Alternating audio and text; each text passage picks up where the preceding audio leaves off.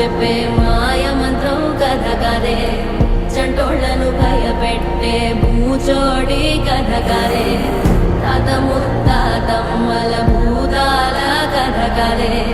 విక్రమాదిత్యుడు చెప్పిన వేదాళుడి కథ కదే, దీపము నుండి బియ్యం వచ్చే అల్లావుద్దీన్ కథ కదే, ఇది ముడత చర్మం ముసలి చెప్పే కథ లాంటి నిజమేలే.